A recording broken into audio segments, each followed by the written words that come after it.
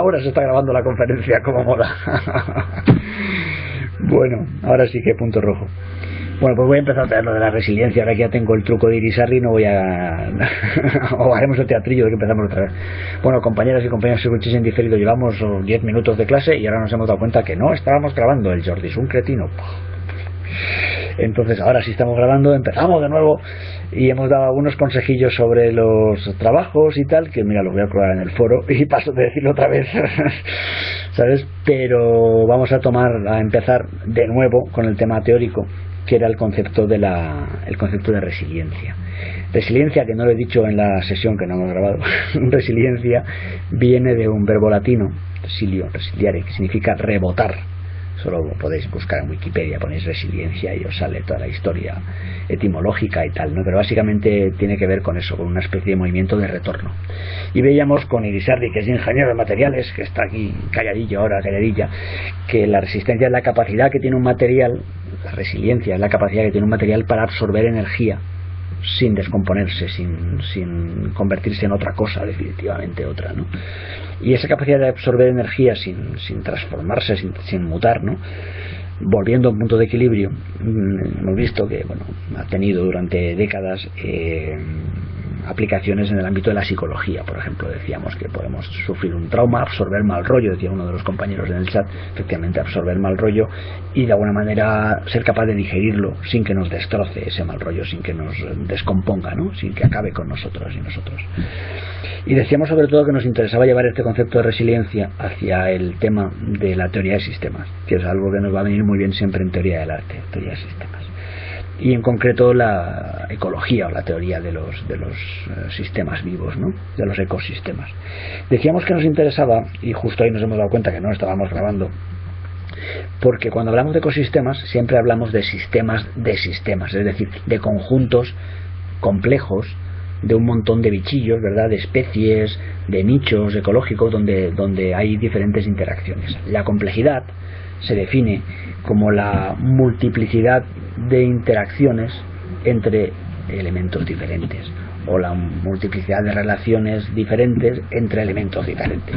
Entonces, ¿qué significa eso? Que hay muchos actores, que hay muchos agentes que están interviniendo para construir un determinado equilibrio, que es el paisaje, ¿verdad? El paisaje que de hecho nos encontramos. Cuando hay una perturbación, cuando aparece un elemento extraño o se produce algún tipo de irrupción o de energía raruna, ¿verdad?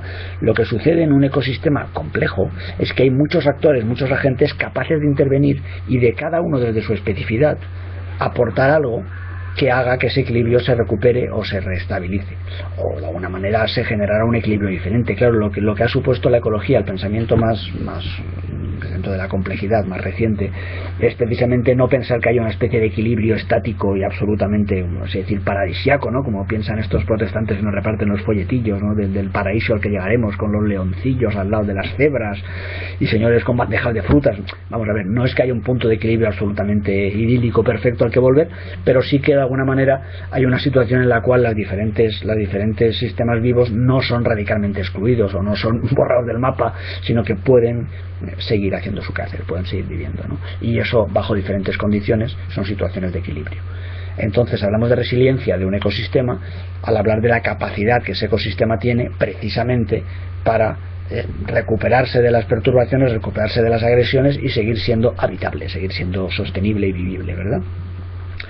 Ojo, porque aquí ya hemos incorporado dos interesantes cuestiones que no estaban en las primeras definiciones de resiliencia. Una es la de la complejidad, la de la multiplicidad de sistemas vivos que interactúan, que hacen lo suyo, hacen su quehacer para mantener el equilibrio o restaurarlo o buscar uno nuevo, ¿vale? Y otra, una es la complejidad y la otra es la autoproducción, es decir, que estos sistemas, esta complejidad de sistemas hacen su quehacer, cada uno hace su quehacer. Es decir, no se trata de un mero amontonamiento de sistemas diferentes, sino se trata de sistemas diferentes autónomos, y ahí os quiero ver, ¿verdad? No se trata, por ejemplo, para daros un ejemplo, ya no vamos metiendo en temas de arte, un mercado del arte, por hablar de un sistema como el sistema del arte español, pues puede tener muchos artistas diferentes y cada uno hace una cosa. Pero imaginaros, no estoy diciendo que sea el caso, pero imaginaros que todos esos artistas diferentes vivieran de subvenciones del Estado. Pues ahí no habría verdaderamente complejidad sistémica, porque en cuanto el Estado deje de dar subvenciones, desaparecen los artistas, aunque sean muy diferentes entre sí, ¿verdad? Pueden ser muy diferentes y uno ser cubista y otro ser pre-rafaelista, y en cambio, en cuanto desaparece la subvención, se va a tomar por culo el sistema del arte. Mal asunto. Cuando hablamos de ecosistemas sostenibles, cuando hablamos de resiliencia, estamos hablando de sistemas complejos, es decir, con elementos diferenciados, cada uno de los cuales es relativamente autónomo, cada uno de los cuales es capaz de autoproducirse, de hacer su quehacer, ¿vale? Y ahí empezamos a tener un alto grado de resiliencia. ¿Me seguís? ¿Le vais viendo el rollo a esto o no? Esperad que voy a buscar una cosa porque quiero citaros algunos elementos. Hola, ¿se ha quedado muñeco? No me jodas. Vale. Pues hola. De acuerdo. ¿No se ve? ¿Sí se ve? Vaya día, macho. Bueno, una vez hemos introducido esta noción de resiliencia vinculada a la complejidad y vinculada a la autoproducción, a la autonomía, ¿verdad? Vamos a introducir otro matiz interesante. ¿Qué es lo que supone esta especie de connivencia, de convivencia de un montón de sistemas diferentes y a la vez autónomos? Supone una concepción de lo que es el poder, ¿verdad? La agencialidad, la capacidad de hacer las cosas, que de entrada, por definición, está sumamente distribuido. Cuanto más distribuido está el poder, porque de hecho hay muchos sistemas que son autónomos y cada uno hace lo que tiene que hacer, cuanto más distribuido está el poder, los poderes, más resiliente es el sistema, más sostenible y más durable. Y ahora ya estamos hablando de cultura, o de estética, o de arte, o de lo que queráis, ¿vale? Cuanto tengamos un sistema de producción cultural artística más distribuido, más complejo, con actores más diferenciados, cada uno de los cuales sea autónomo y capaz de autoproducirse, tendremos un sistema más durable, más resistente a las perturbaciones, a las crisis, por ejemplo, ¿no? ¿Qué supone esto? Pues supone un concepto muy interesante, que es de los que os quiero introducir, como resiliencia, emergencia y más otros, para que investiguéis y veáis si os sirven para vuestros diversos trabajos. Es un concepto muy bonito que se llama panarquía. Os voy a escribir aquí la cosa. Panarquía. En inglés, que es como vais a encontrar cosas, porque en español hay muy poco. Panarchy, ¿vale? ¿A qué se contrapone o quién es la pareja de baile ping-pong de la panarquía? La jerarquía. ¿Vale? ¿Sabéis de dónde viene el palabra jerarquía? Es muy interesante. Jerarquía es de una raíz griega, hieros, que significa sagrado. La jerarquía es nada menos que los principios o los poderes, o sí, los principios en el sentido griego del arjai, ¿no? del principio motivacional, de lo que inicia una acción, ¿no? Los principios sagrados, los poderes sagrados. La jerarquía nada menos que establece que hay unos principios o unos poderes que son sagrados. La panarquía, al contrario, establece que los poderes no son nada sagrados, sino que son poderes de todos. La raíz pan en griego significa de todos, panamericano, pan lo que sea, panavisión. Pues la panarquía establece que los poderes o los principios de acción, ¿os acordáis de la clase que dimos sobre la teoría de la acción, ¿no? Si no la buscáis, que estaban los tres verbos griegos, el argein, el poiein y el pratein. Pues el argein es de donde deriva esto, que es el que inicia una acción, el que empieza un quehacer, ¿verdad? Pues la jerarquía sería que esos inicios de cada acción son sagrados e intocables, ¿verdad? Mientras que en la panarquía se reconoce el carácter colaborado, trenzado, tramado de un montón de actores, que es precisamente lo que veíamos que sucede en los ecosistemas sostenibles y saludables. Un ecosistema jerárquico en ese sentido, pues seguramente sea más frágil en términos meramente de inteligencia vital, de vidilla, ¿verdad? Porque precisamente su estructuración, y hablamos de ecosistemas, no quiere decir que no haya sistemas como ejércitos o como queráis, que a lo mejor sean más estables de un modo jerárquico, pero en cualquier caso es interesante contraponer esta noción de jerarquía a la de panarquía y ver cómo funcionan. Os invito a que de nuevo investiguéis Wikipedia maravillosa o lo que encontréis. Tanto si ponéis resiliencia o resilience en inglés como panarquía, vais a encontrar cosas chulas. Uno de los principios que he encontrado al investigar la panarquía, que si podéis verlo por ahí, es la convivencia de dos movimientos muy interesantes que en inglés se llaman Revolt and Remember. Revolt and Remember, que obviamente, que no sepamos inglés, se entiende, significa revolucionaros, como quien dice, y recordar.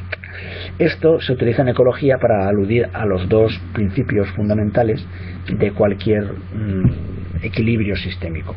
Hay un momento de revolt, hay un momento de cuestionamiento, hay un momento de prospección, de indagación, de búsqueda, ¿verdad?